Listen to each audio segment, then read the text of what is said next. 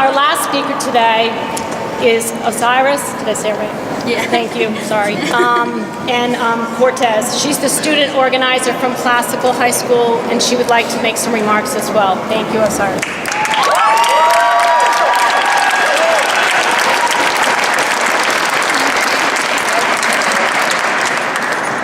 Can you hear me? Okay, that's nice.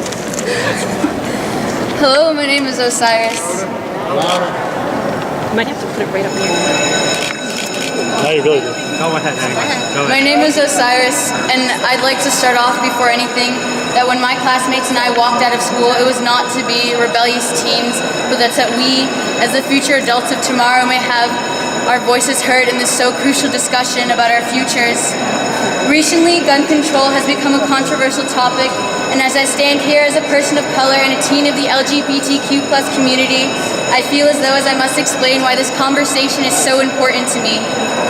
With the rising racial climate and living in what many call Trump's America, it has become more evident that we as a whole must come together to protect each other from major threats such as gun violence.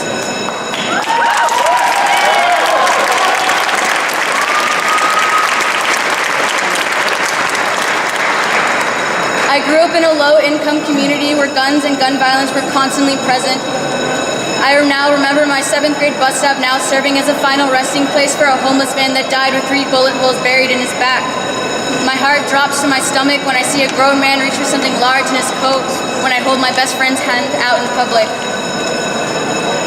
I shouldn't have to be worried whether or not my teachers will be able to carry a gun tomorrow, or whether or not I can trust my place of education when it parallels a prison.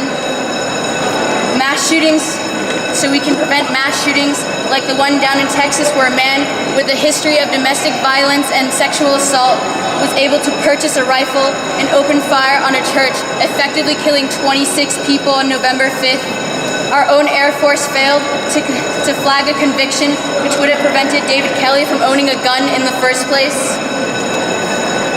It was a preventable tragedy, but yet again, nothing was done and nothing was put in place to stop this from happening again. Nothing was done for our students, nothing was done for our minorities, nothing has been done to protect our people. This bill is exactly what we need. It's the first step to curing gun violence and to bring change to Rhode Island.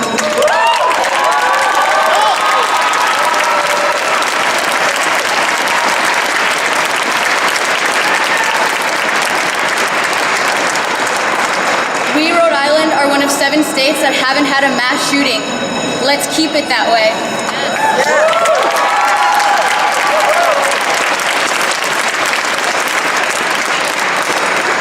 As a whole, we can't keep accepting money from the NRA and turning a blind eye and keeping us in your thoughts and prayers when we know nothing is being done.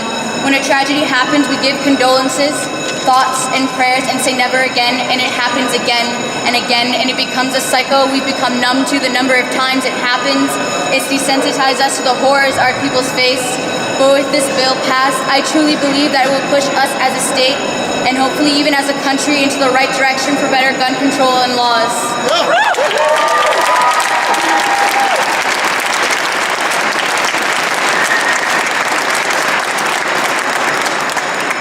I realize something like this is much bigger than me. It's much bigger than my high school, bigger than our city, and bigger than even our own state. But a movement starts with one, and I think we as a state can help start this much-needed change to serve as an example for everyone else in the U.S. to follow. Rhode Island has made it this far with having one of the strictest gun laws in the U.S. that have kept us for the most part safe for so long. But with this bill, I know we can take it and make it an even safer community, so tragedies like Parkland can never happen again. Thank you.